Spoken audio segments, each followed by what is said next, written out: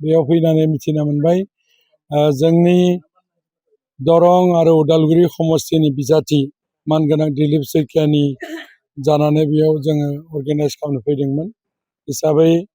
बेयाव फैना मिथिना मोन्दों गासै रायजो राजा बिथांमोना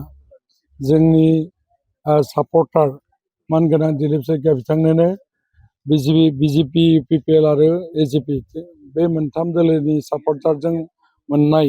बिजाथि बिथांनोनो भट होनो थाखाय राजि जानानै दं आरो 3 लाखनिबो बांसिन भट मोननायनि आं रादाब मोनदों आरो बेनिखायनो जिहेतु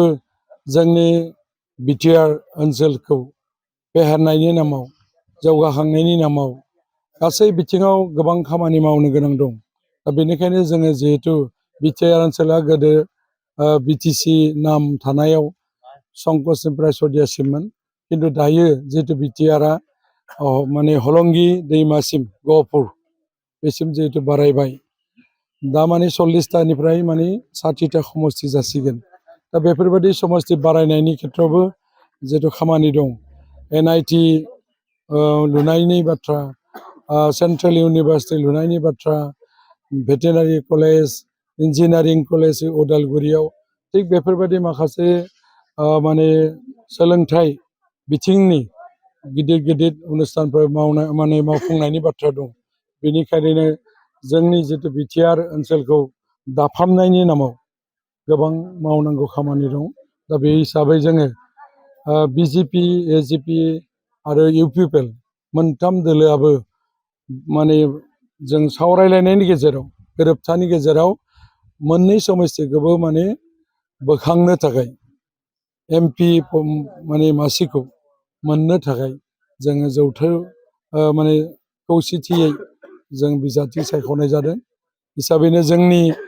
दरं आरो उदालगुरियाव माने ट्रेक्टरनि सावगारिया थानाय नङा पदमफुलनि सावगारिनि बिजाथि दिलीप सैखिया बिथांनो भट होनो थाखाय बयबो आइ आफा बिदा फंबाय रायजो राजाखौ आङो गरेस्वर समस्तिनि सासे MCLA हिसाबै बयखौबो आङो गुरै खावलायहरबाय जाथिनि खाथिराव रायजोनि खाथिराव बिटिआरनि ओनसोलनि जौगाथायनि खाथिराव जों जिहेतु जोंनि ओनसोलखौ फेदेरनोब्ला फोलावनोब्ला गोबां खामानि मावनांगौ दङ 39टा डिपार्टमेन्टनि बागैबो जोंहा जिखिनि मावनांगौ दंबो अफिस आदालतफोर बेफोरखौ जोङो लुफुंनायनि बाथ्रा दङ दा मोनसे बाथ्रा गोजोननाय मोनदों जोंनि जिहेतु बिधानसभा समस्ति डिलिमिटेसननि खेत्रआव जोंहा मोनसे गोग्गाथाव बाथ्रा डिलिमिटेसन जानायनि नामाव जोंहा मोनसे लाब जादों गरेस्वर समस्ति हिसाबै बिधानसभा समस्ति हिसाबै जों मोननो हादों दा बेवहाय नागापुर ओनसोलाबो माने बिधानसभा समस्तियाव गोलैफादों तामुलपुर बे हिसाबै जोंनि बै बिजाथि